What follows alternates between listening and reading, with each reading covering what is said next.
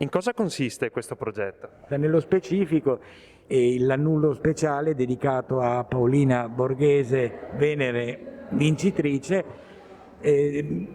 sancisce il formale avvio dei lavori di ripristino del suo restauro conservativo, vero e proprio simbolo di resilienza massimamente in un momento come questo.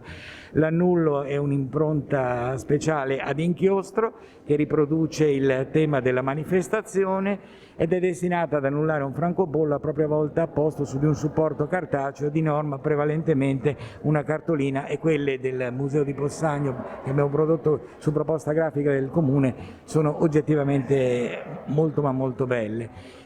Terminato il suo periodo di utilizzo, il bollo speciale entra a far parte della collezione storico-postale, viene inviato al Museo delle Poste e delle Telecomunicazioni di Roma, in cui viene conservato ed esposto.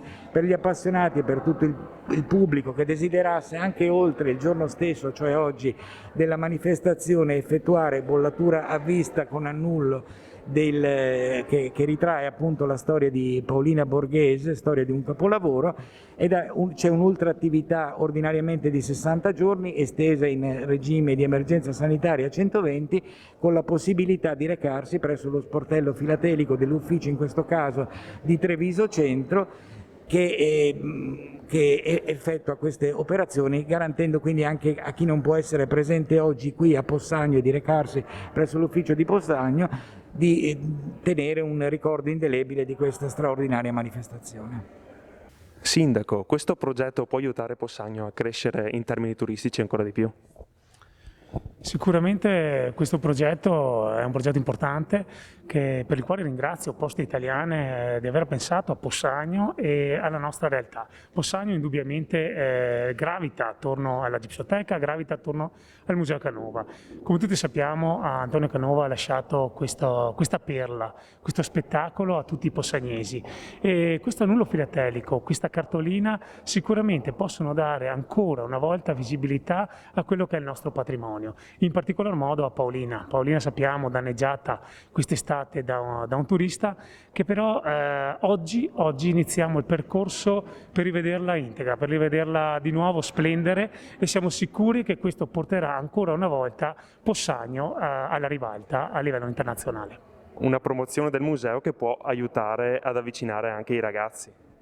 Sì, il nostro museo è molto attivo con le scuole, è molto attivo con la didattica. Facciamo dei laboratori all'interno del museo che sono apprezzatissimi da tutte le scuole, e anche questo annullo sicuramente potrà essere un gancio, un link che può portare all'interno delle scuole la cultura, l'arte e la bellezza nel suo essere, nel suo insieme. Ecco, direttore, un progetto che può aiutare Possagno a crescere ancora di più.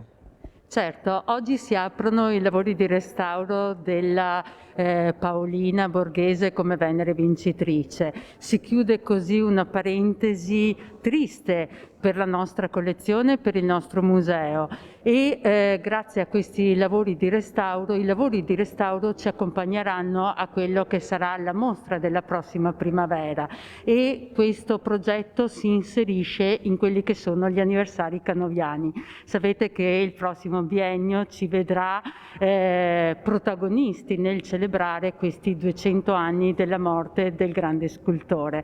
Quindi mi ha fatto particolarmente piacere che Poste Italiane ci abbiano proposto questa collaborazione per dare ancora più importanza a questo evento, appunto a questo lavoro di restauro, a questo inizio.